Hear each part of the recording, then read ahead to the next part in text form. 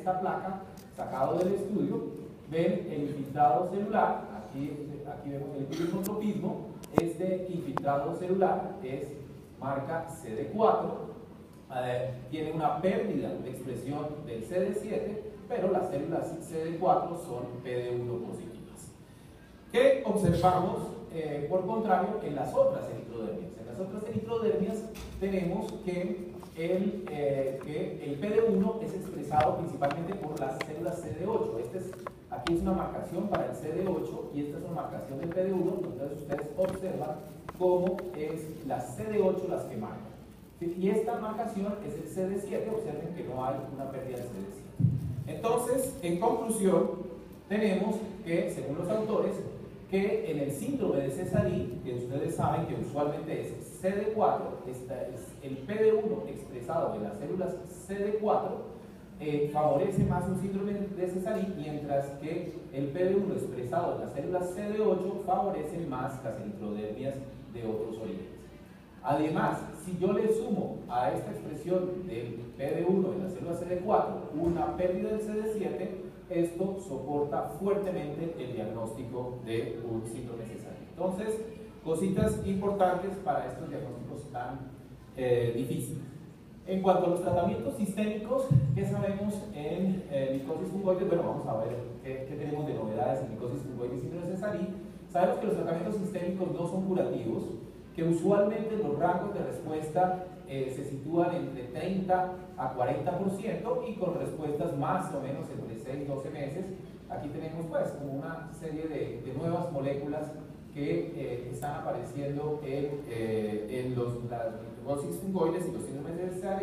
Vamos a hablar a continuación de esta de aquí, que es el brentuximab. El brentuximab es una molécula muy interesante, es la combinación de un anticuerpo anti-CD30, aquí está el anticuerpo anti-CD30, que está combinado con una toxina, y esta toxina, que es la MMAE, inhibe la formación del urso celular durante la mitosis, es decir, que la célula que se divida pues es destruida. Aquí vemos el mecanismo de acción del brentuximab, se fija al receptor CD30, se interna, llega al interior de la célula, se combina con los lisosomas, se libera la molécula y inhibe el uso celular, o sea, unas moléculas muy interesantes. Bueno, el brentuximab ha sido aprobado en linfomas como segunda línea de tratamiento de linfomas que usualmente expresan el CD30, como lo es la enfermedad de Hodgkin y como lo es los linfomas anaplásicos de células grandes CD30 positivos. ¿Qué sabemos en estos casos? En la enfermedad de Hodgkin refractaria se han obtenido respuestas globales de un 75%, por más o menos completas de 32%, y en los anaplásicos de células grandes sistémicos, respuestas impresionantes del 86% globales, con 53% de respuestas completas, con una buena tolerancia. Entonces, ¿cuáles son los efectos secundarios de esta droga? Principalmente las neuropatías periféricas. Tenemos aquí la lista, pero la más importante son las neuropatías periféricas, o sea, unas drogas relativamente bien tolerables. ¿Qué sabemos en linfomas cutáneos?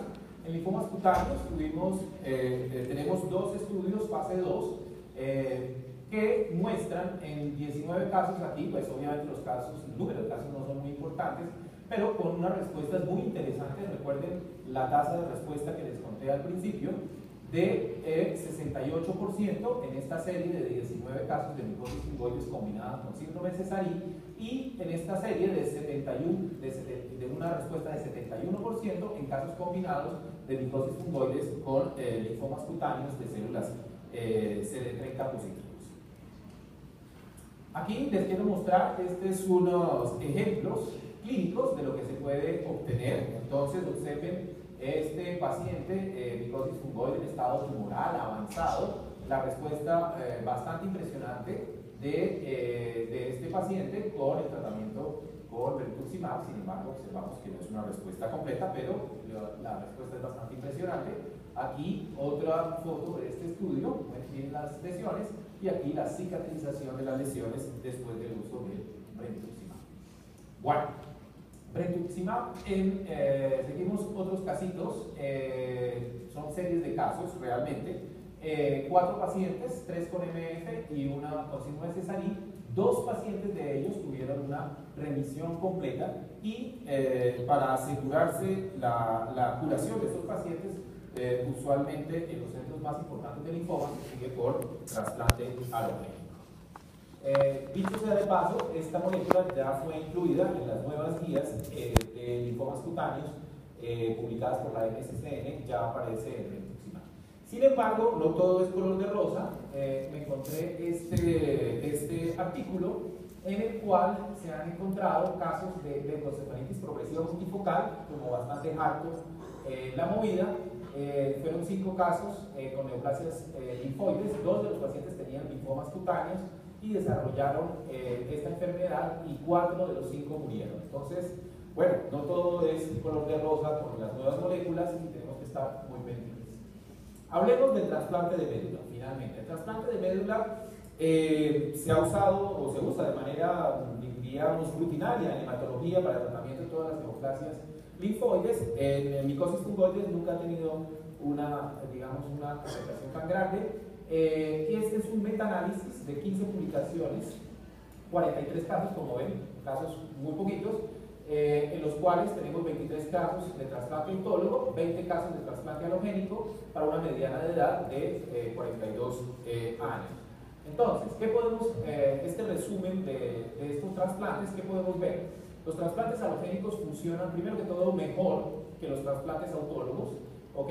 Es decir, que aquí están los años, esta es la sobrevida global de los pacientes, 85% de sobrevida a 1 año, 79% de sobrevida a 2, que se mantiene en el tiempo, 79% a 5 años. Los que hacen trasplantes es muy importante, los trasplantes son muy tóxicos, son sobre todo los alogénicos, y la mortalidad es importante, es un criterio de calidad, digamos, para los trasplantes. Una mortalidad en este protocolo destaco, una mortalidad de 5%, que es muy aceptable, 15% en 1 año, menor del 20%, y finalmente 5 de los 20 casos progresaron, tuvieron la progresión de la enfermedad. Cuando lo comparamos con el trasplante autólogo, vemos globalmente que 19 de 23 casos, o sea, prácticamente todos progresaron. Es por eso que lo que lo que se recomienda en micosis fungoides no son los trasplantes autólogos, que son mucho más sencillos, sino los trasplantes alogénicos. Aquí este es un póster cuando estuve allá en la Universidad de Stanford.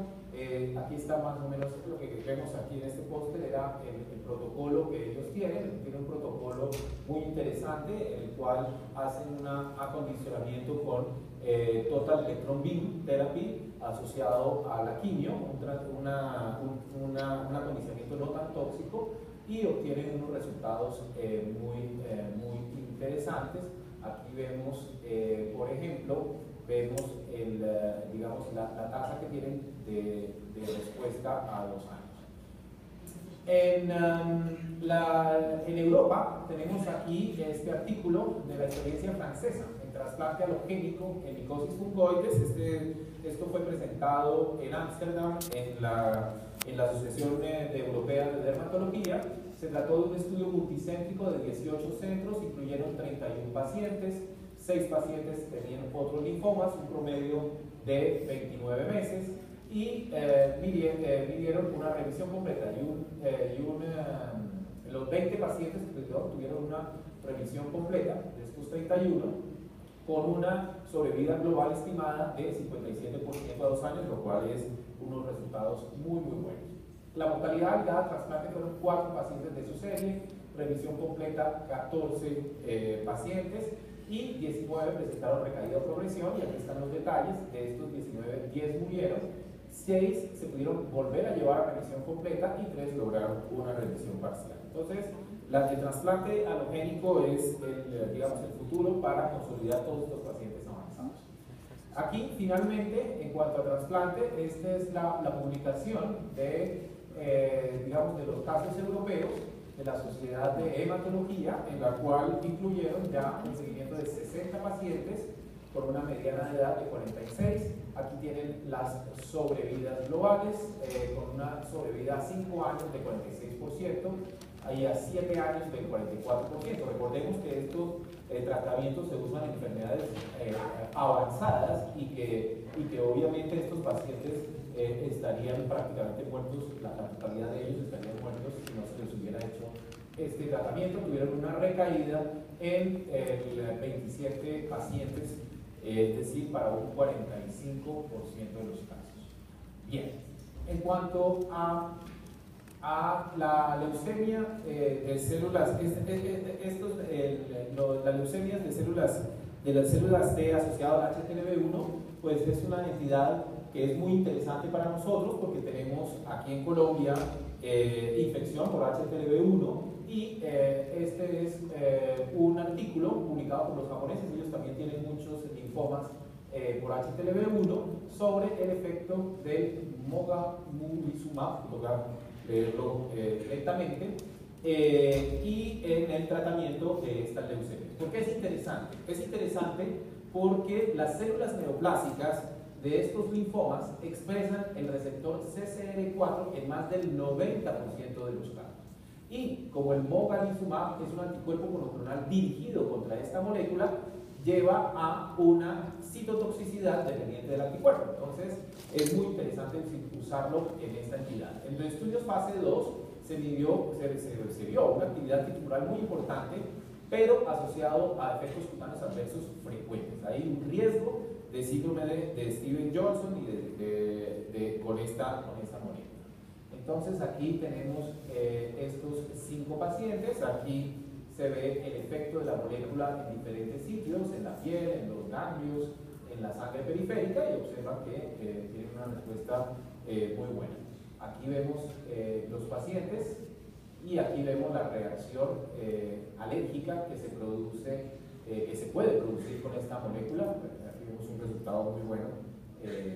Todos los efectos adversos cutáneos, otra de las cosas interesantes con estas moléculas nuevas, es que permiten predecir la respuesta a tratamiento con mogamulizumab, es decir, los pacientes que presentaron esta reacción adversa cutánea les fue mejor con la droga. ¿Sí?